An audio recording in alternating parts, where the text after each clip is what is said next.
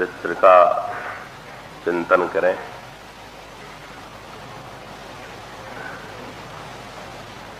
जैसा कि कल भूमिका के रूप में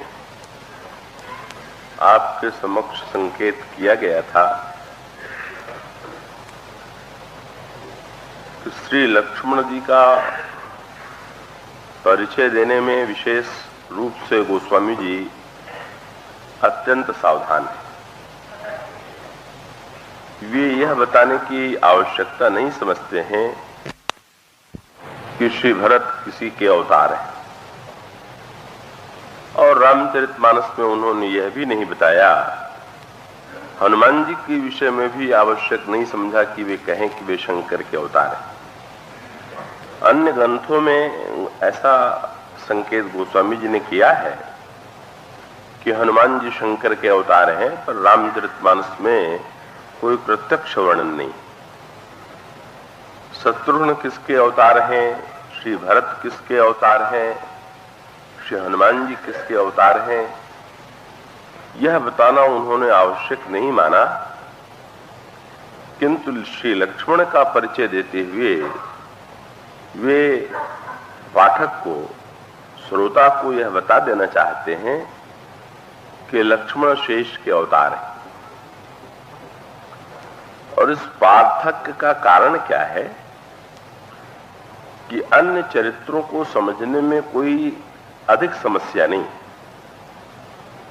लेकिन श्री लक्ष्मण जी का चरित्र कुछ इतना बाहर से अटपटा प्रतीत होता है कि पढ़ने वाला व्यक्ति अगर केवल बहिरंग दृष्टि से उनके चरित्र पर विचार करे, और जैसा कि बहुधा लोगों ने किया है, जो लोग साहित्यिक समालोचनाओं से परिचित होंगे, जिन लोगों ने इस विषय के ग्रंथ पढ़े होंगे, उन्होंने बहुधा ये पाया होगा कि लेखकों ने, आलोचकों ने लक्ष्मण जी के चरित्र की बड़ी आलोचना की है।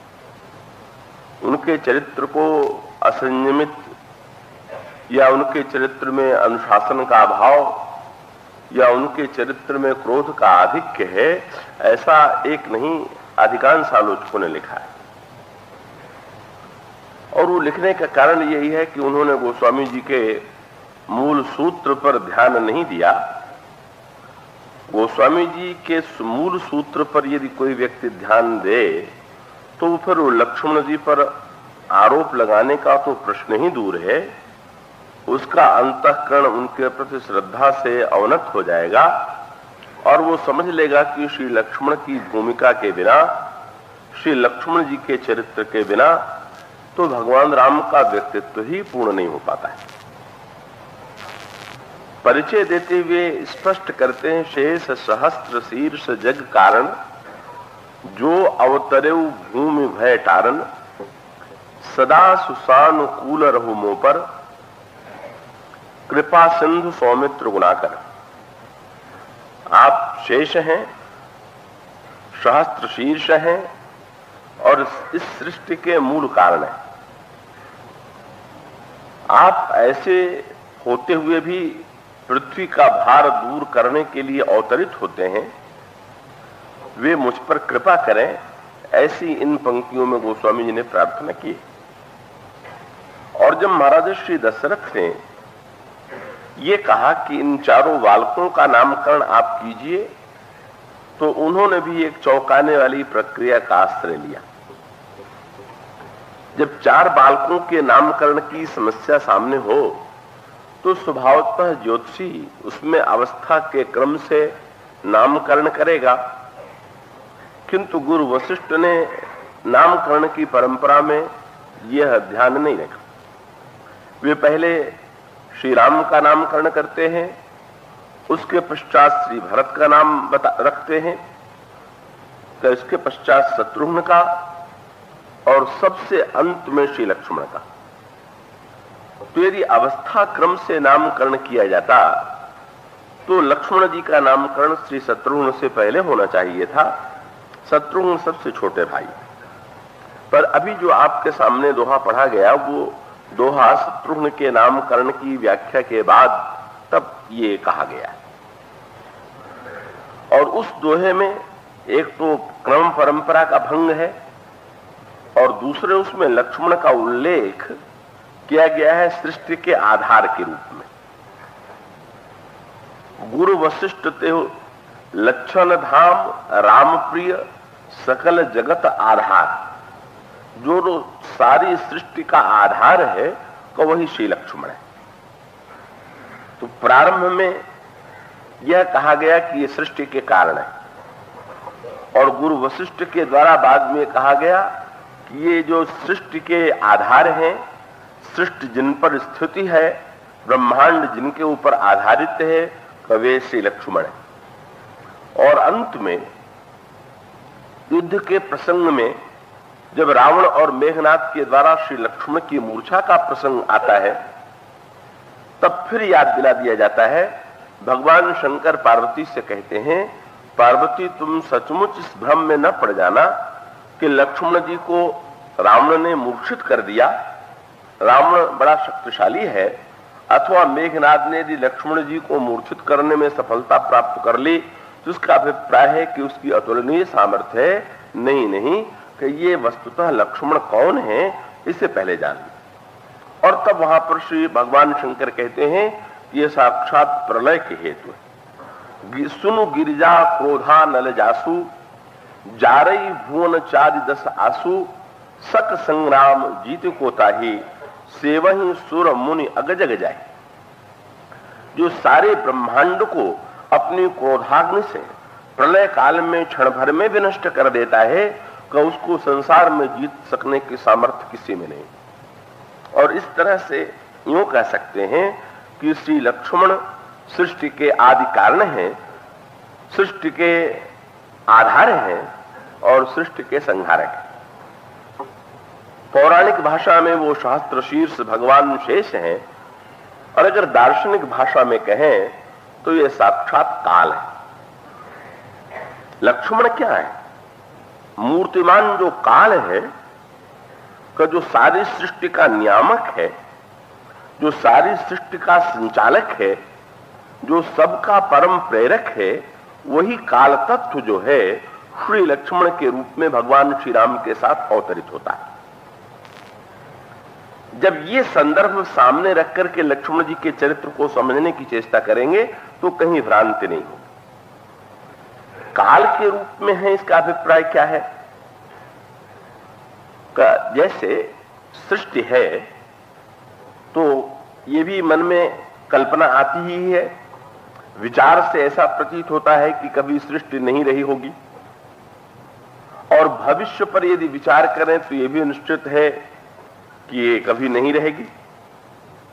तो जब इस स्थिति पर विचार करते हैं कि जब सृष्टि नहीं थी तब क्या था, तो उस समय पुराणों की भाषा में कहें तो ये कहा जाता है कि उस समय क्षीर सागर में भगवान नारायण शेष शैया पर शयन करते हैं।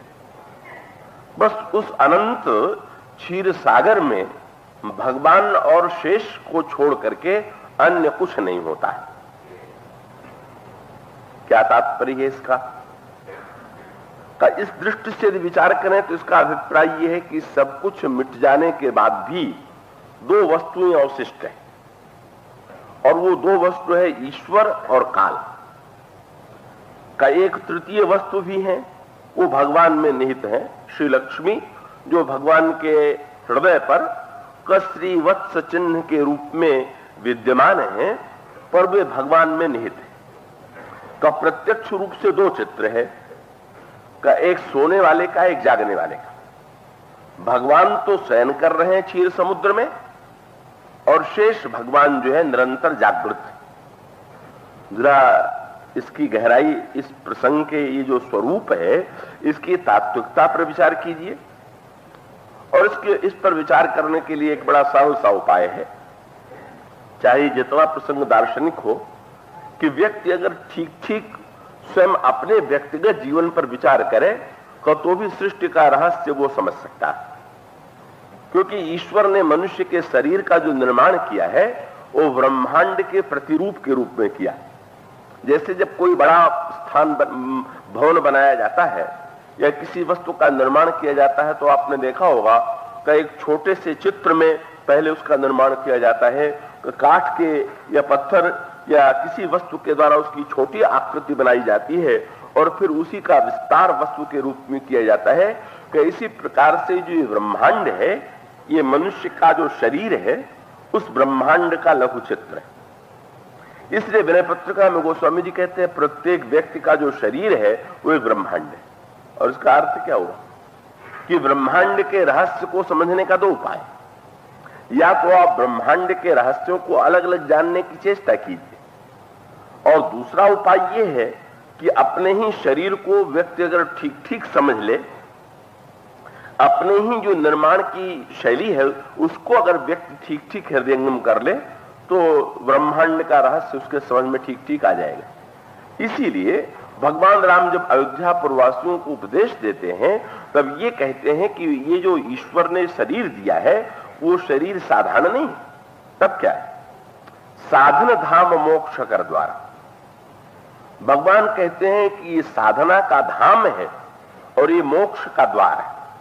और उसका अभिप्राय क्या हुआ कि शरीर को देख करके ही व्यक्ति साधना का सत्य समझ सकता है। कई बार लोग कहा करते हैं मुझे तो किसी योग्य गुरु की प्राप्ति नहीं होती। तो योग्य गुरु की प्राप्ति अलग बात है, पर अगर मनुष्य अपने शरीर पर ही विचार करे तो शरीर ही व्यक्ति का एक ऐसा गुरु है। जैसा कि दत्तात्रेय जी ने अपने 24 गुरुओं में शरीर को भी एक गुरु माना। इसका अर्थ यह है कि अगर हम शरीर को भी गुरु बना सकें, शरीर को भी ठीक ठीक समझ सकें, तो हमारे लिए जीवन के लिए इतने उपयोगी तत्व सामने आते हैं कि बाहर गुरु अगर विलंब से भी प्राप्त हो तो भी काम चल सकता है। इसलिए रामचरितमानस में आपको एक विशेष संकेत प्राप्त हो। अगर सीखने वाला हो तो शरीर के एक एक कण से सीख सकता है। आपको अयोध्या कांड के प्रारंभ में एक चित्र मिलता है कि महाराज श्री दशरथ ने दर्पण में अपना मुख देखा, और जब उन्होंने दर्पण में अपना मुख देखा तो उनके बाल काले के स्थान पर सफेद दिखाई दिए, उन्हें अपने बाल। और इसका अर्थ क्या हुआ कि ईश्वर ने मनुष्य के शरीर में रचना भी की, उसको वस्तुएं भी दी तो परिवर्तनशील दी। बाल काले हैं तो सर्वदा काले नहीं रहते हैं, कभी अवसर पाकर के सफेद हो जाते हैं। ईश्वर ने ऐसा क्यों किया कि यह भी मानो उसका संकेत था परिवर्तनशीलता की ओर, काल के तत्व की ओर। इसका अर्थ यह है कि व्यक्ति को निरंतर काल की परिवर्तनशीलता का भान होता रहे, शरीर की परिवर्तनशीलता की अनुभूति होती रहे, इसलिए शरीर में परिवर्तन होता जाता है। और कुछ परिवर्तन ऐसे प्रत्यक्ष होते हैं कि व्यक्ति उसे देख सकता है। अब ये बात और है कि उस निहित संकेत को व्यक्ति समझ पाता है कि नहीं। भगवान शंकराचार्य ने श्वेत बालों को ये कहा कि ये यमराज की दूती। रामचरितमानस में भी संकेत आता है। महाराज श्री दशरथ ने दर्पण में अपना मुख देखा और श्रवण समीप भय सित केसा मनहु जरठपन असोपदेशा। सफेद से काले हो जाना, काले से सफेद हो जाना, इस प्रक्रिया का तात्पर्य उन्होंने ये लिया कि जब तक युवा अवस्था है तब तक बाल के व्यक्ति के केस काले हैं, का उस समय उसमें वासना हो सकती है, का उसके जीवन के अनेक आकर्षण हैं जो व्यक्ति को आकर्षित करते हैं। पर वृद्धावस्था का संकेत इस बात की ओर है कि व्यक्ति को अब स्वच्छता की ओर, शुद्धता की ओर, पर विचार की परिपक्वता की ओर जाना चाहिए। और तब उन्होंने शिक्षा ग्रहण कर लिया। उन्होंने माना कि कान के पास तो तभी कोई मुंह ले आता है जब कोई गुप्त बात कहना चाहता है, और कान के पास यदि सफेद बाल आए हैं तो मानो हमको शिक्षा दे रहे हैं कि अब इस मुकुट को सीधा करने की आवश्यकता नहीं।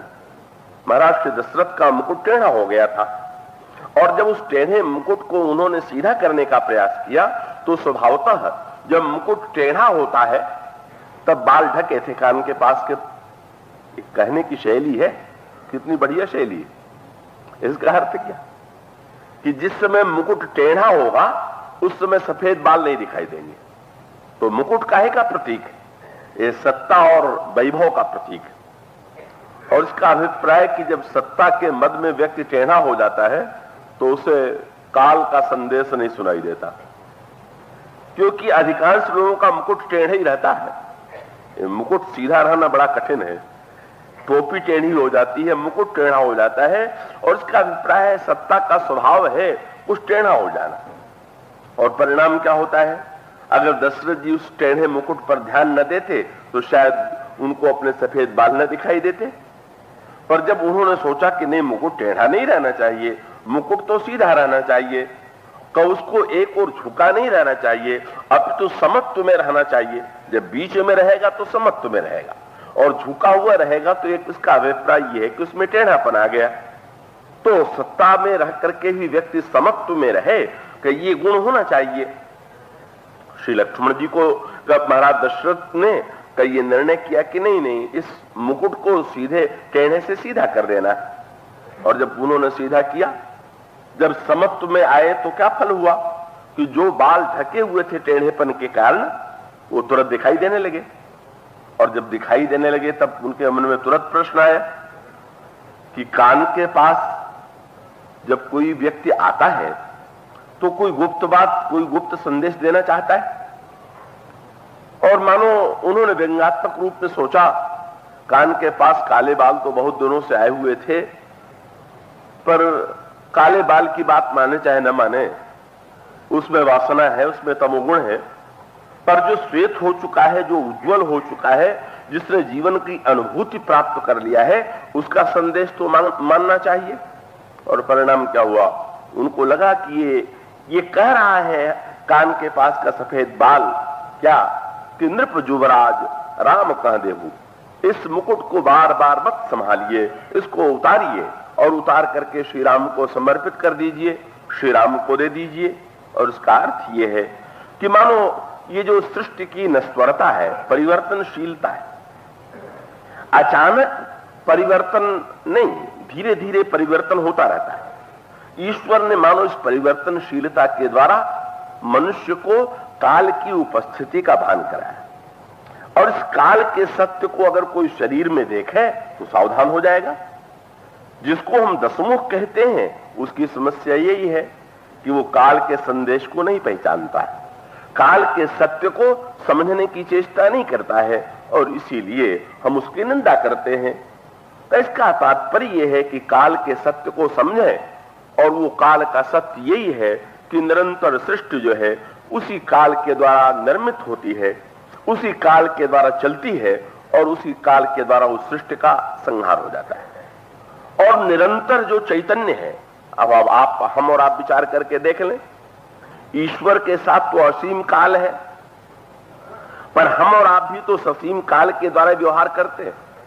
काल का एक नन्हा सा प्रतिरूप घड़ी के रूप में हमारे आपके हाथ में भी तो बंधा हुआ है। जिनके हाथ में नहीं बंधा हुआ है वे भी तो कहीं घड़ी पर दृष्टि डालते हैं, और वो भी क्या है, काल चक्र का ही तो संकेत देने वाला घड़ी चल रही। और उसका अर्थ क्या? हमारे आपकी जितनी क्रिया होती है, हम जो कुछ करते हैं, उसकी मूल में प्रेरक कौन है? समय, काल। आप कहते हैं कि अब सोने का समय हो गया, मानो काल ने प्रेरणा दे दिया। आप जागने का समय हो गया, अब व्यापार में जाने का समय हो गया, अथवा अगर आप इस समय कथा में आना चाहते हैं तो काल कहता है कथा में जाने का समय हो गया। और जो समय का ध्यान रखते हैं, उचित समय पर प्रत्येक कार्य करते हैं, का वो लोग जीवन में सफलता प्राप्त करते हैं। और जो काल तत्व की अवहेलना करते हैं वे असफल हो जाते हैं। तो जीवन से लेकर के मृत्यु तक सृष्टि की प्रत्येक व्यक्ति की जो क्रिया है उसका संचालक कौन है? काल।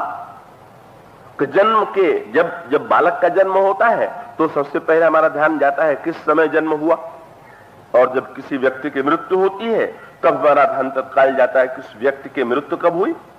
और इसका अर्थ यह है कि अगर हम जीवन को आदि से अंत तक देखें तो काल से ही इसका सृजन है, काल में ही स्थित रहता है, काल के द्वारा प्रेरित होकर के ही कार्य करता है, और अंत में काल के द्वारा ही विनष्ट हो जाता है।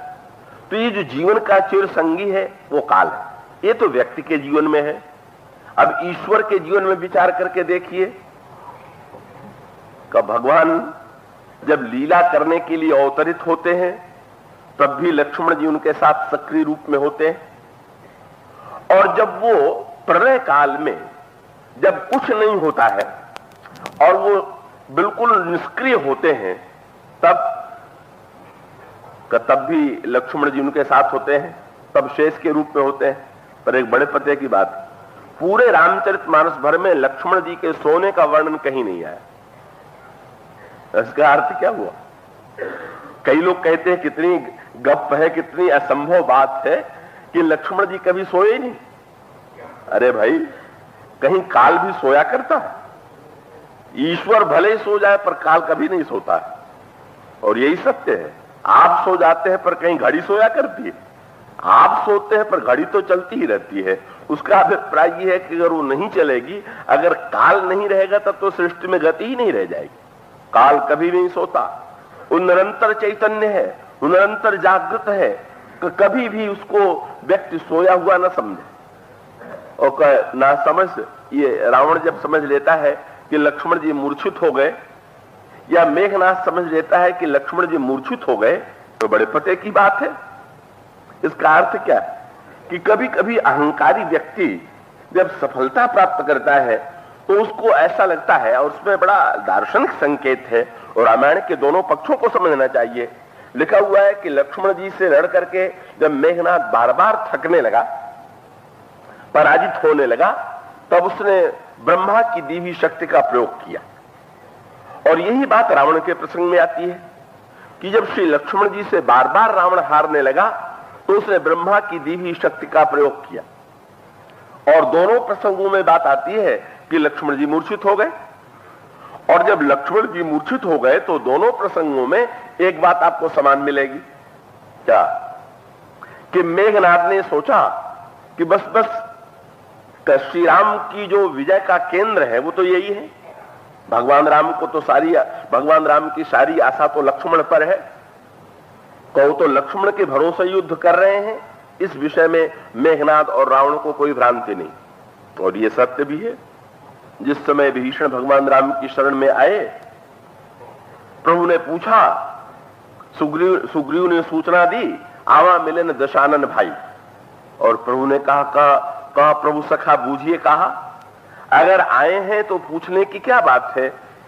इस बात को सुनकर के सुग्रीव ने विरोध किया, और सुग्रीव ने कहा मुझे तो लगता है ये रावण का छोटा भाई भेदिए के रूप में भेद लेने के लिए आया हुआ है, और हमारी सारी सेना का भेद ले जाएगा, हम युद्ध में हार जाएंगे। इसलिए राजनीति में व्यक्ति को सतत सावधान रहना चाहिए। प्रभु आप इसको बंदी बना लीजिए। जान न जाए निशाचर माया, काम रूप के ही कारण आया, भेद हमार लेने सठ आवा, राखी बांध मोहिए स्वभावा। प्रभु के होठों पर हंसी आ गई, और उन्होंने कहा कि भेद लेने पठवा दसीसा, तबहु न कछु भय हानि कपीसा। अगर रावण ने भेद लेने के लिए भी भेजा हो, हम तुम्हारी बात मान भी लें, तो भी कोई भय और कोई हानि नहीं। सुग्रीव को कुछ बुरा लगा कि वाह, सेना तो मेरी है, आपको क्या भय, आपको क्या हानि।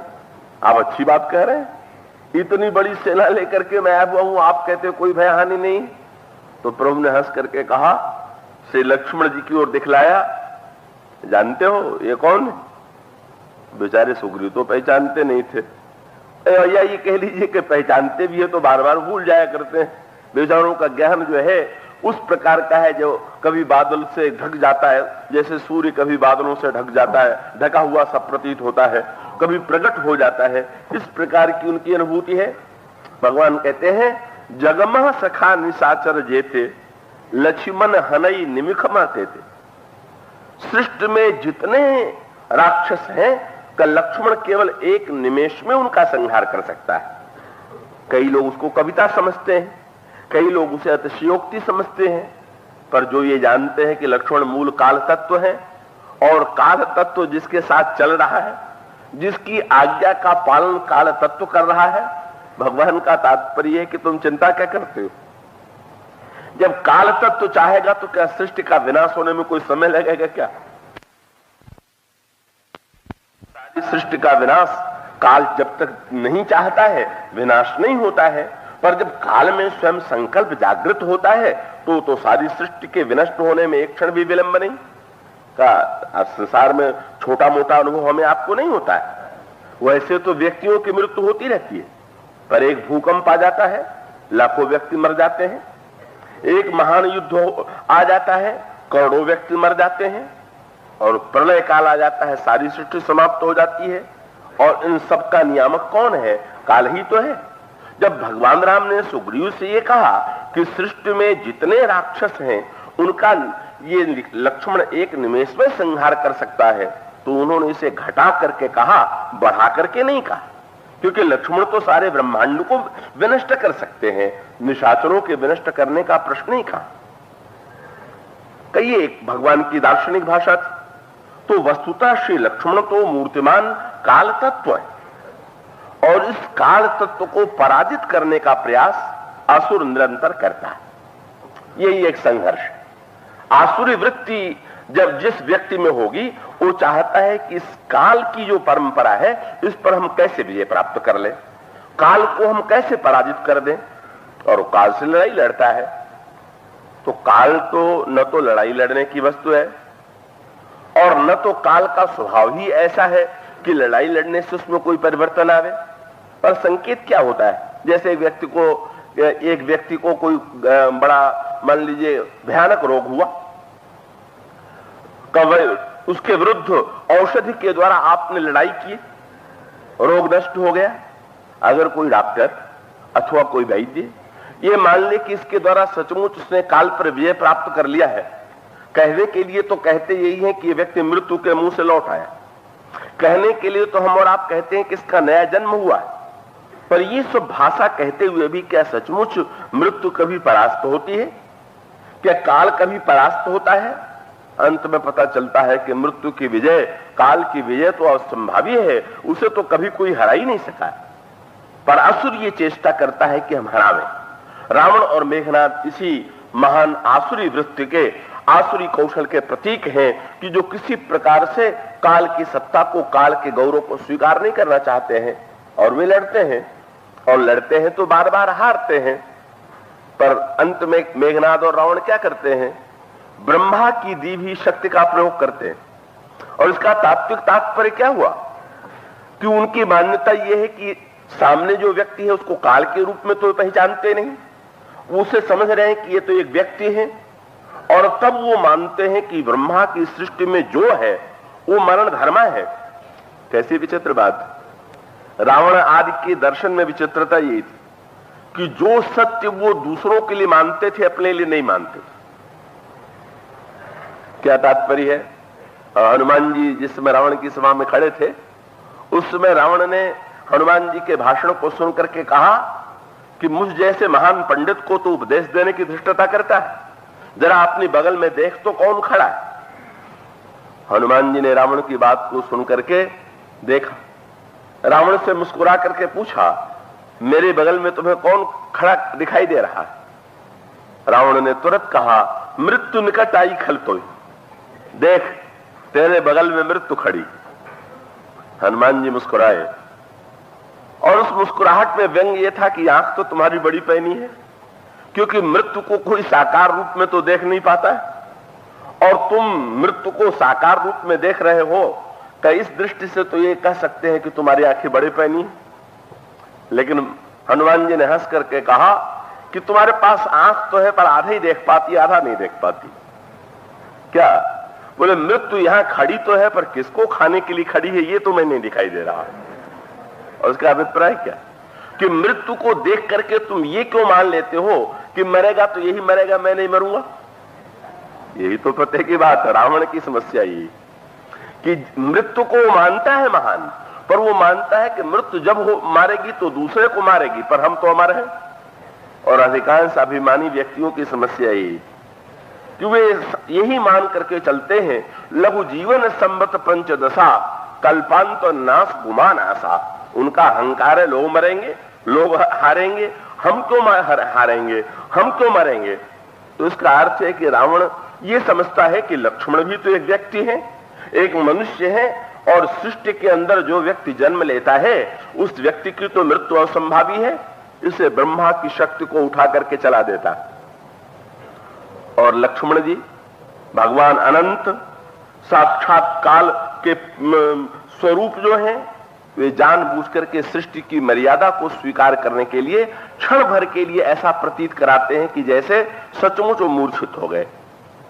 काल मूर्छित होता सा प्रतीत होता है, कभी कभी काल हारता सा प्रतीत होता है, और कभी कभी उससे आगे बात बढ़ जाए तो परीक्षित को यह भ्रम हो गया कि ये सांप मरे हुआ है।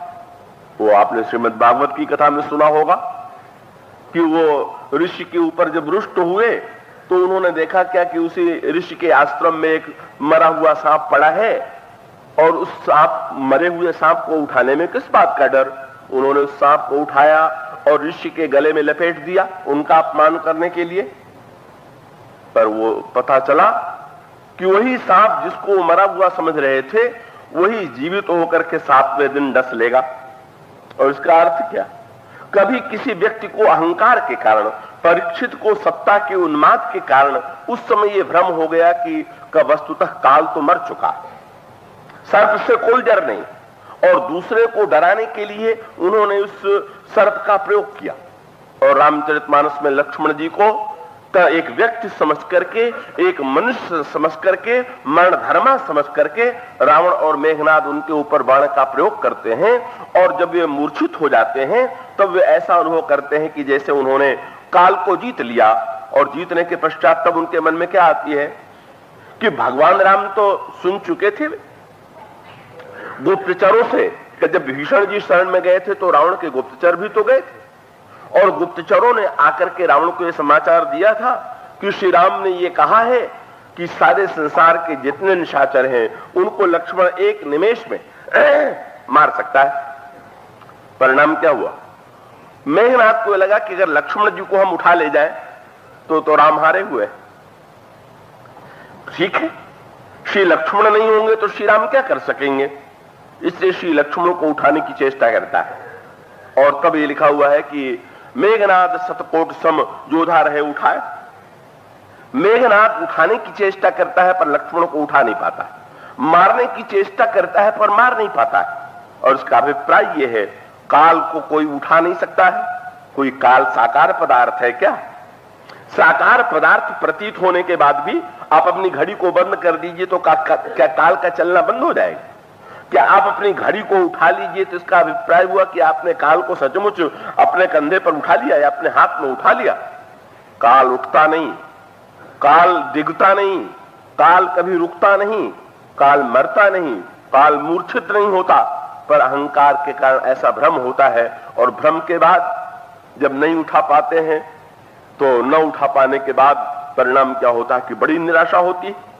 और साथ साथ दोनों प्रसंगों में संकेत आता है जिसकी चर्चा हम बाद में करेंगे लक्ष्मण जी का, जब चरित्र उस पक्ष का आवेगा, कि दोनों प्रसंगों में भी हनुमान जी लक्ष्मण जी को उठा करके ले जाते हैं।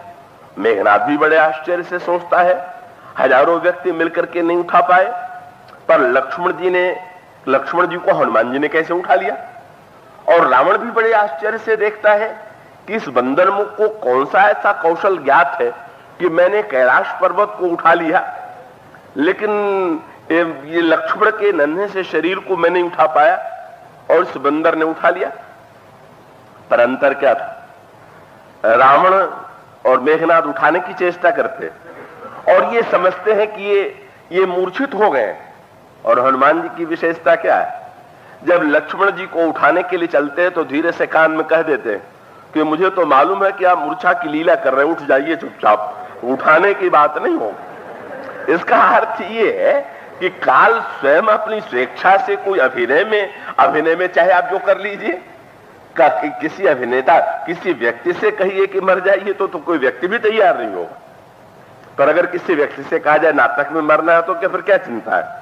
नाटक में जीने के लिए स्वतंत्र, मरने के लिए स्वतंत्र, चलने के लिए स्वतंत्र, उसमें तो व्यक्ति की अपनी स्वतंत्रता है। तो ऐसी परिस्थिति में कल हनुमान जी इस सत्य को जानते हैं और इस सत्य को जानने के कारण ही इसको लीला के रूप में प्रस्तुत करते हैं और प्रस्तुत करते हैं, श्री लक्ष्मण को उठा लेते। तो इस तत्व को नहीं जानने वाला कौन है? जो अहंकारी। तो ये जो काल तत्व है जो प्रलय काल में भी जब भगवान सोते रहते हैं फिर भी जो चैतन्य रहता है, जो जागृत रहता है। लक्ष्मण जी कैसे सो सकते हैं? काल कैसे सो सकता है?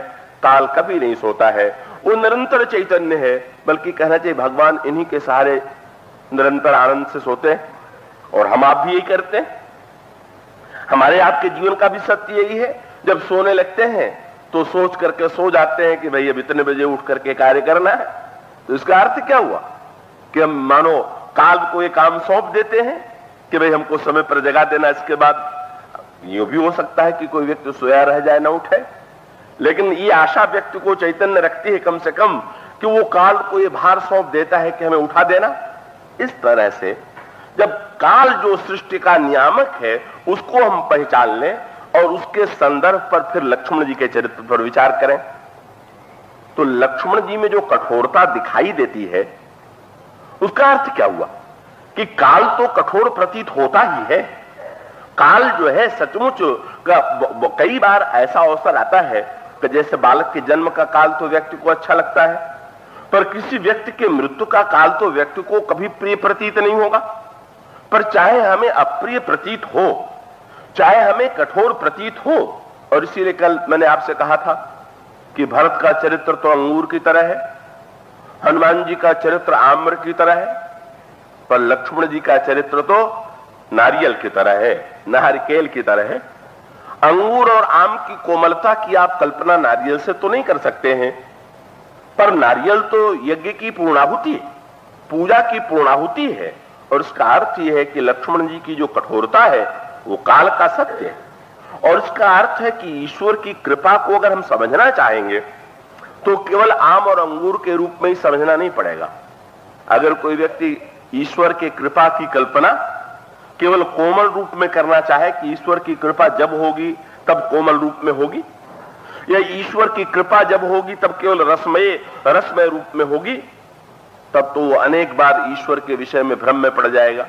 और जो व्यक्ति जीवन में कठोरता आने पर नारियल की याद कर ले, और नारियल की नहीं, प्रत्येक प्रसंग में यही संकेत मिलता है। बंदर प्यास के मारे मरने लगे, कहीं जल नहीं मिल रहा है, और हनुमान जी ने ये कहा कि भाई जब नीचे पृथ्वी पर जल नहीं मिल रहा है तो आओ जरा पर्वत पर चले। ये हनुमान जी के चरित्र की विशेषता है। बार बार पर्वत पर हनुमान जी चढ़ जाया करते हैं, और इस लंका की यात्रा में तो हनुमान जी ने 3 बार पर्वत का प्रयोग किया। एक बार जब बंदर प्यास के मारे मरने लगे तब एक पर्वत पर चढ़ गए, जब दूसरी बार समुद्र पार करने का प्रसंग आया तो हनुमान जी दूसरे पर्वत पर चढ़ गए, वहां से छलांग लगाई, और तीसरी बार जब उन्होंने लंका को देखना चाहा कि लंका का स्वरूप क्या है, तब हनुमान जी तीसरे पर्वत पर चढ़ गए और वहां से उन्होंने देखा। और ये 3 पर्वत कौन से? ये 3 पर्वत वस्तुतः हनुमान जी जिनका आश्रय लेकर के का चलते हैं वो क्या है कि ये विश्वास का पर्वत, विचार का पर्वत और वैराग्य का पर्वत, पर उसको हम विस्तार से लेने के स्थिति में इसमें नहीं। ये 3 पर्वत, और उसका अभिप्राय क्या? जीवन में कभी जब भटकाव मालूम पड़े, जंगल में बेचारे बंदर भटक गए, प्यास के मारे मरने लगे, तब हनुमान जी ने कहा चलो इस पहाड़ पर चढ़ें। पहाड़ माने अचल, पर्वत का एक नाम है अचल, और उसका अर्थ है कि जब जीवन में कोई समस्या आवे तब हम विश्वास का आश्रय लें। पर पर्वत को देख करके क्या बंदरों का साहस हुआ कि उस पर चढ़े? बंदरों ने तो साफ कह दिया, महाराज जब इस कोमल पृथ्वी में जल नहीं मिल रहा है तो केवल कल्पना के सहारे हम पहाड़ के ऊपर चढ़ जाएं। अरे पृथ्वी में जल नहीं मिलेगा तो पत्थर में कहां जल मिलेगा?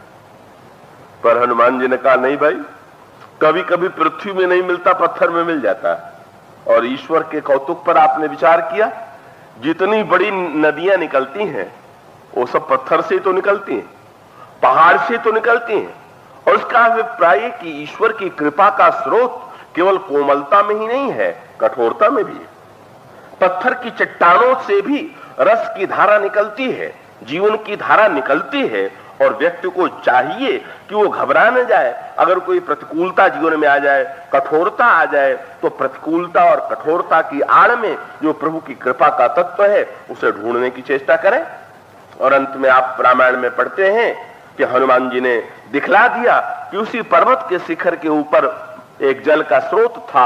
अगर हनुमान जी की बात मान करके हनुमान जी पहले अकेले गए और जब वहां उन्होंने देख लिया कि वहां पर एक कंदरा है, उसके भीतर जल है और वहां जल के पक्षी आ रहे हैं, तब लिखा हुआ है गोस्वामी जी ने, मन अनुमान कीन हनुमाना, मरे चाहत सब बिनु जल पाना, चढ़ी गिर शिखर विवर एक देखा।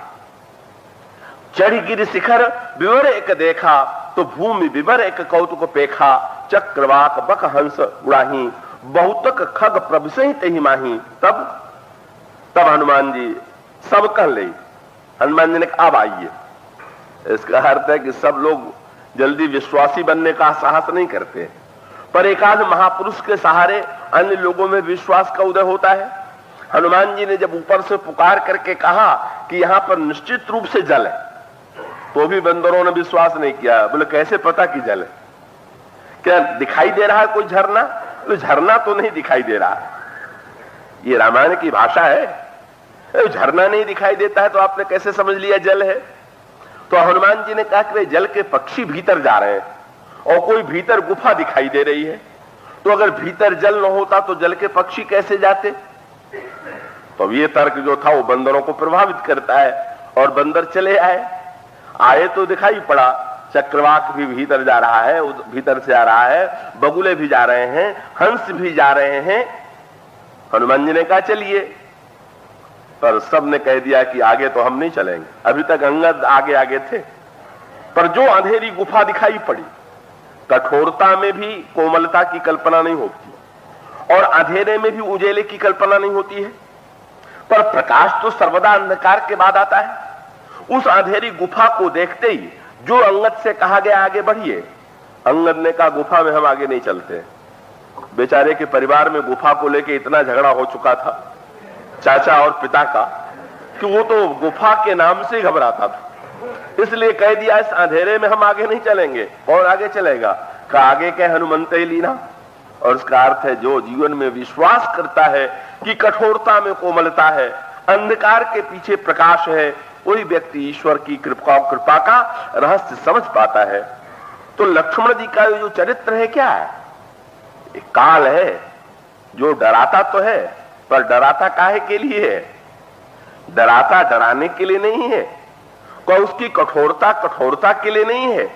अगर कोई व्यक्ति उसका सदुपयोग कर सके तो उनकी कठोरता कोमलता के लिए। डराने का दो उद्देश्य है। एक तो आप जब किसी को डराते हैं तो भगाने के लिए कि डर करके भाग जाए, पर जब काल किसी को डराता है तो क्यों डराता है? काल से जब हम डरते हैं तो क्यों डरते हैं? और काल में जो भयानकता दिखाई देती है ऊपर से, वो क्यों दिखाई देती है? और उसका एक ही उत्तर है कि भय के द्वारा भगाया भी जाता है और भय के द्वारा पास बुलाया भी जाता है। जब मां बच्चे को डराती है तो भगाने के लिए नहीं। मां अगर बच्चे से ये कह दे कि बाहर ऐसा है, ये डर है, या मां अगर किसी बालक को डराती है तो डराने का उद्देश्य यही होता है कि ये बालक जो है मेरी गोद को छोड़ करके अन्यत्र कहीं न जाए, जिससे इस पर संकट ना आवे। तो जैसे मां के डराने में, यद्यपि डराना तो डरा नहीं है, उसमें तो कठोरता की प्रतीति होती ही है, पर डराने का उद्देश्य भी पास बुलाना है। इसी प्रकार से रामचरितमानस के दो प्रसंगों में संकेत आता है ना, बोले राम सकोप तब बिनु भय होए न प्रीति। और जब ये बात आती है कि बिनु भय होए न प्रीति, कुछ लोग ऐसे होते हैं जो सहज भाव से प्रीति करते हैं, पर जो सहज भाव से ज्ञान के माध्यम से प्रीति नहीं कर पाते, उनके मन में ईश्वर के प्रति कैसे प्रेम उत्पन्न हो, ईश्वर के प्रति कैसे आकर्षण उत्पन्न हो। और तब उसका संकेत मिलता है। लक्ष्मण जी का कार्य क्या है? रामचरितमानस में एक प्रसंग आता है, सुग्रीव को राज्य मिला और राज्य जिस समय सुग्रीव को प्राप्त हुआ, भगवान श्री राम ने सुग्रीव से कहा, सुग्रीव अंगद सहित करहु तुम राजू। एक बहुत बढ़िया बात।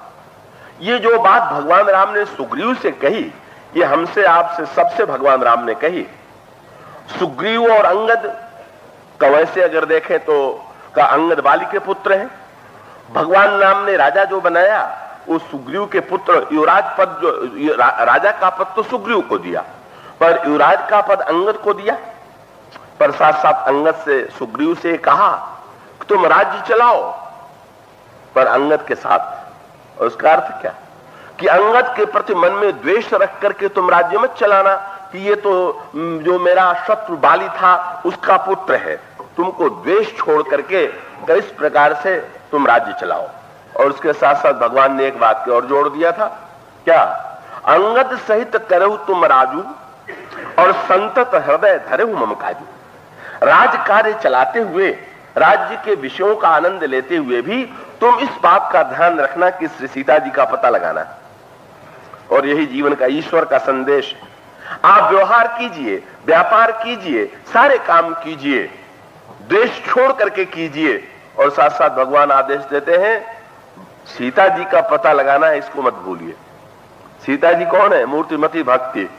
और इसका अर्थ है सारे काम काज करते हुए भी ये न भूल जाए कि भक्ति को जीवन में पाना है, ईश्वर को पाना है।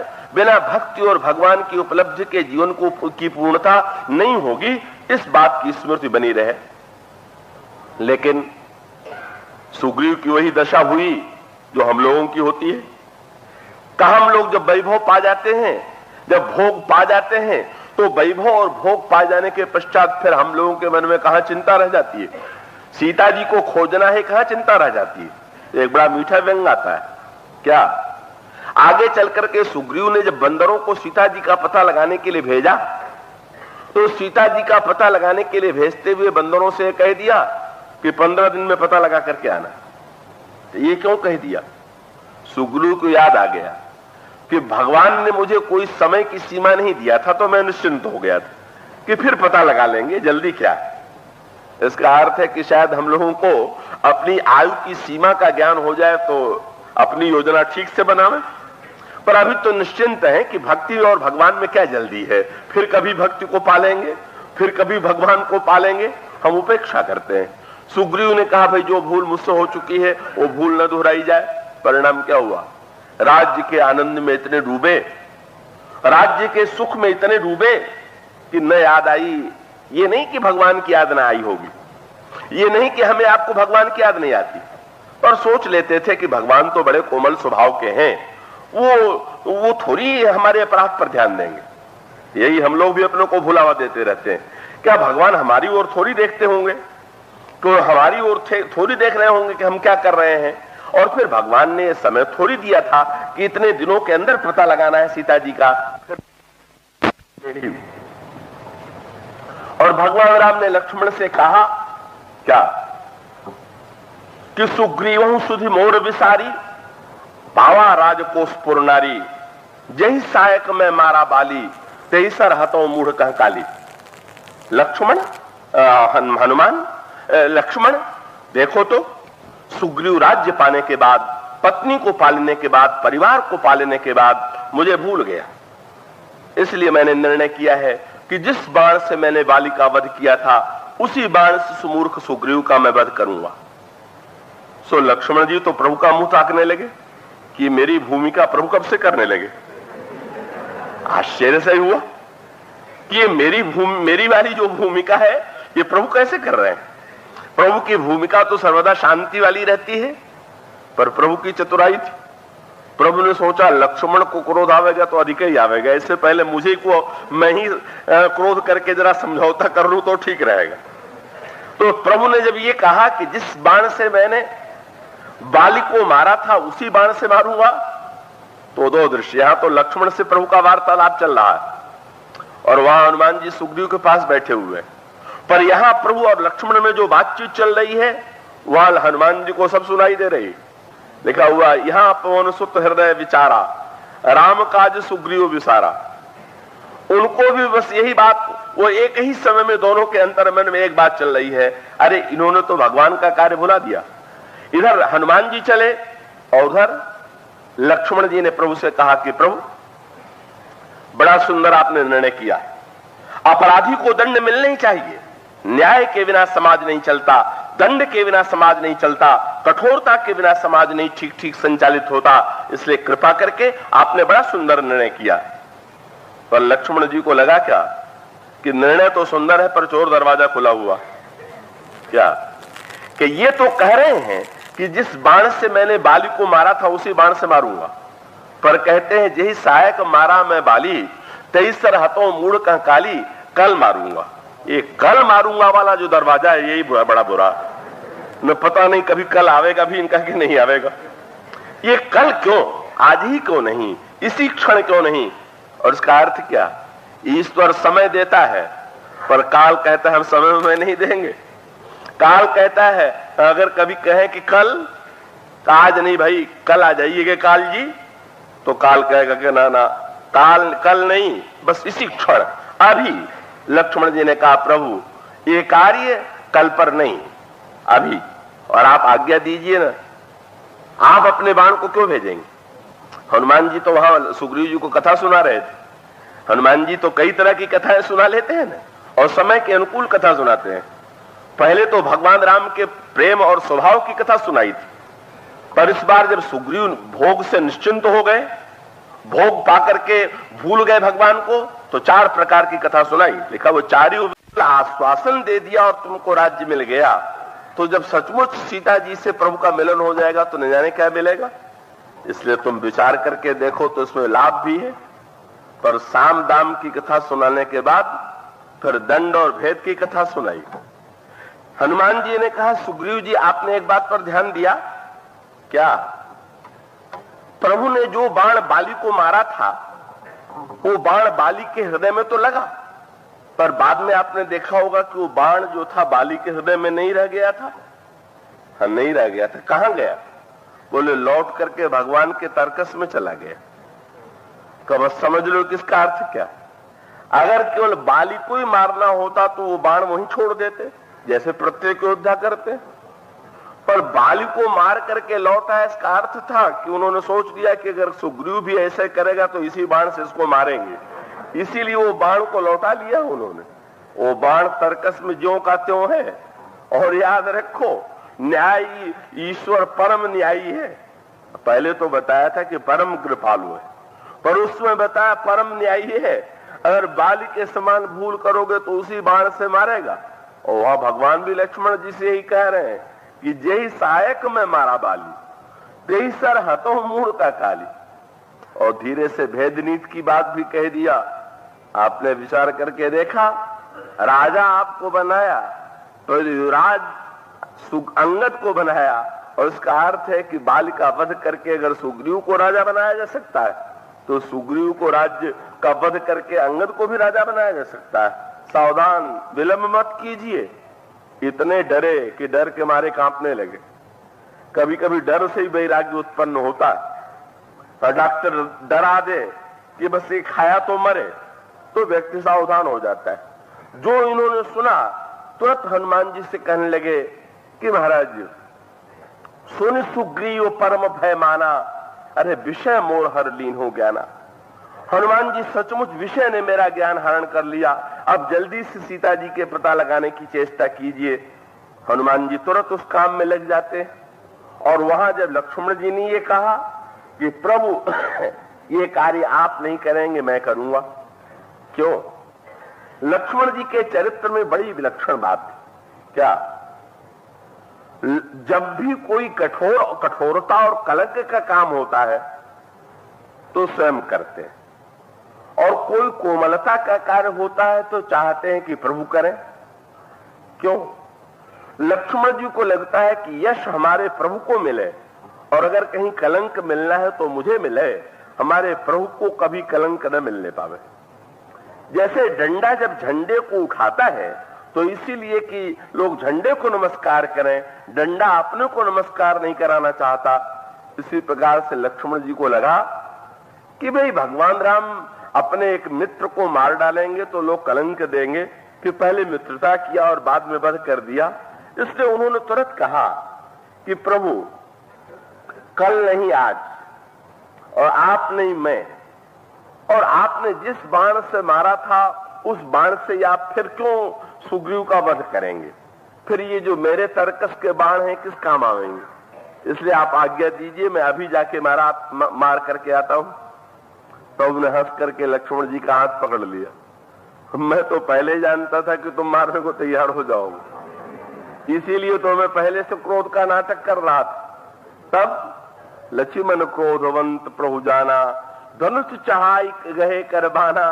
तब प्रभु ने क्या बोले, तब अनुजहि समुझावा, रघुपति करुणा सी हो क्या, कब भय दिखाए ले आओ। हे काल महोदय, जरा डरा करके ले आइए। ये जो काला अवतार है, प्रभु कहते हैं कि जाइए और डराइए, काहे के लिए? बोले भय दिखाए ले आवहु तात सखा सुग्रीव। अरे अंत में सुग्रीव मेरा सखा है, और सुग्रीव ही नहीं, ये जितने जीव हैं सब ईश्वर के सखा हैं। द्वा सुपर्णा सयुजा सखाया, और वो प्रत्येक को बुलाना चाहता है, अपने पास बुलाना चाहता है, अपने मित्र को पुकारना चाहता है।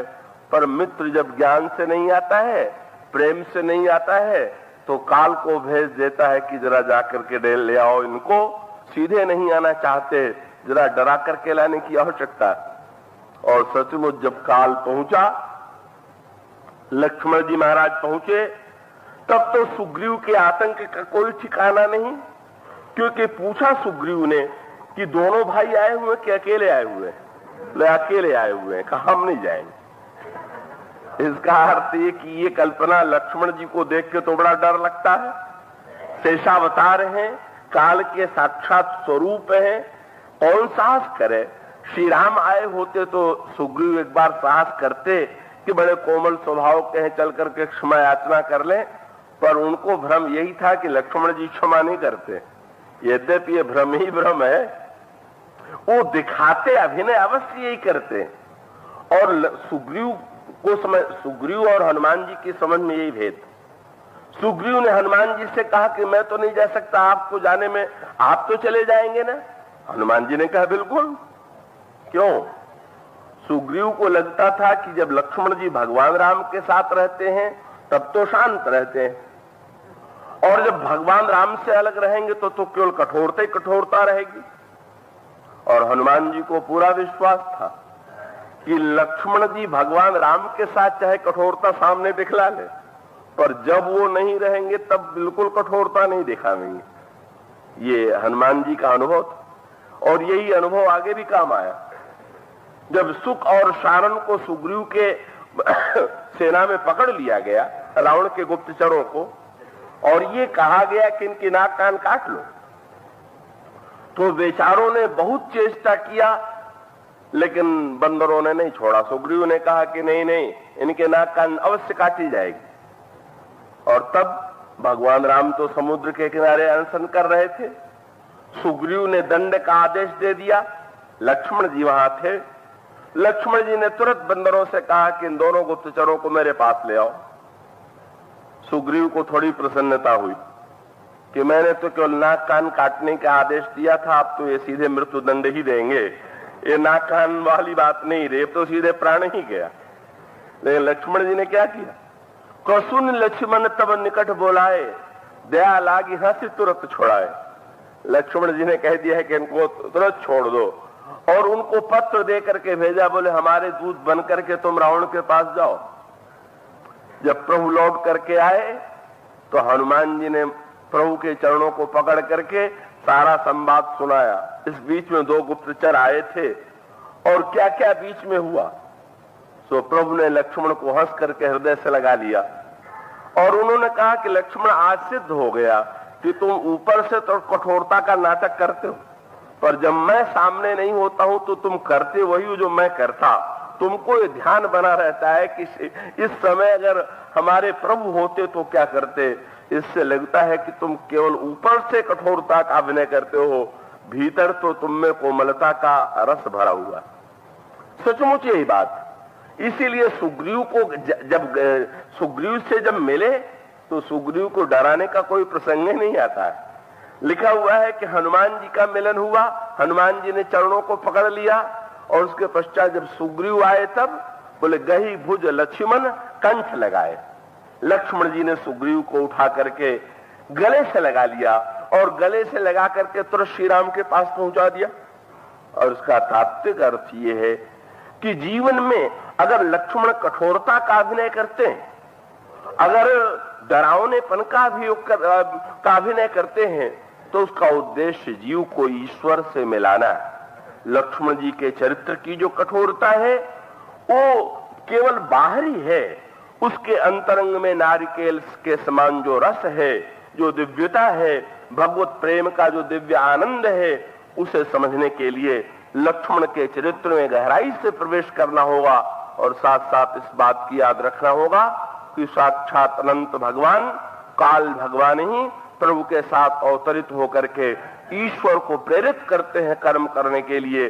श्री लक्ष्मण जी के बिना भगवान राम का चरित्र सर्वथा अधूरा है और किस प्रकार से निरंतर लक्ष्मण जी भगवान राम को प्रेरित करते रहते हैं, इसकी चर्चा हम कल करेंगे।